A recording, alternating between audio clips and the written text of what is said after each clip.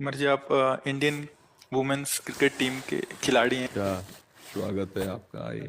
जय श्री राधे। राधे श्याम। राधे श्याम।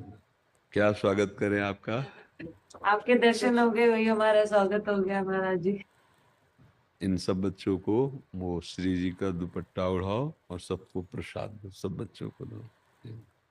और अपनी तरफ से सबसे प्रार्थना करते हैं कि कोई व्यसन जीवन में जिसके नहीं होता और जिसके आचरण पवित्र होते हैं और उत्साह हृदय में निरंतर होता है, वो लौकिक और पारलौकिक किसी भी उन्नति की चरम सीमा तक जा सकता है। ये इसमें स्त्री या पुरुष का भेद नहीं है। इस समय हमारे राष्ट्र के पति पद पर विराजमान है, राष्ट्रपति पद पे विराजमान है ना, इसीलिए ये बात ध्यान रखना चाहिए कि हमारे गुण, हमारी क्षमता हमारे राष्ट्र के लिए है। हम जो भी, आपके साथ भारत का नाम जुड़ा हुआ है, मतलब आप हारे भारत हारा, आप जीते भारत जीता, नहीं तो आपको अपने चरित्र पावन, उत्साह सुरक्षित, कोई जीवन में व्यसन नहीं, किसी की अधीनता नहीं, तो आप हमारे राष्ट्र की सेवा कर सकते हैं।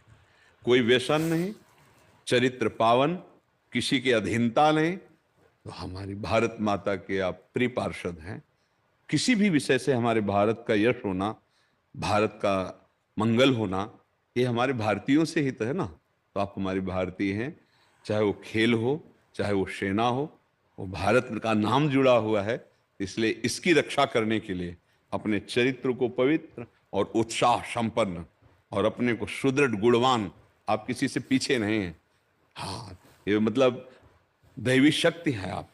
जैसे हमारी सृष्टि में जब कभी किसी से कोई कार्य नहीं संभला तो भगवती अम्बा ने अपना स्वरूप प्रकाशित किया। शुंभ निशुंभ, बड़े बड़े विकराल महिषासुर, रक्त बीज, ये जो किसी से नहीं संभले उनको अम्बा जी ने संभाला, देवी जी ने संभाला। तो उन्हीं के आप अंश स्वरूपा है। आप अपने चरित्र को पावन रखें, आप अपने गुणों का विकास करें और हो सके तो थोड़ा नाम जप भी करें, क्योंकि नाम जप से अध्यात्म बल बढ़ता है और अध्यात्म बल ही विषयों पर विजय प्राप्त कराता है। जैसे हमारा मन कुमार्गगामी होता है, तो उसको अगर हम न रोकें तो हमें फंसा सकता है, वो हमें नीचा दिखा सकता है, हमें शक्तिहीन बना सकता है। उसको रोकने के लिए नाम की आवश्यकता है।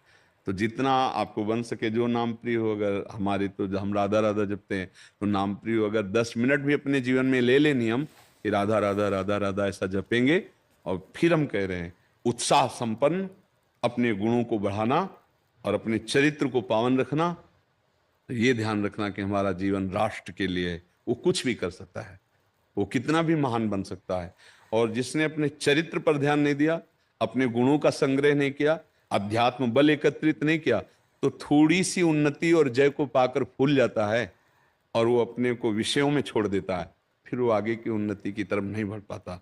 जो अल्प सुखों को रौंदता है वो महान सुख का अधिकारी होता है, समझ रहे। जो अल्प सुखों का त्यागी होता है उसमें फूलता नहीं है कि मेरा लग, जैसे किसी का 1 अरब लक्ष्य 100 रुपया और उसे 100 रुपया मिल जाए तो अच्छा लगेगा क्या? उसको लगेगा ये क्या है, कुछ नहीं मुझे।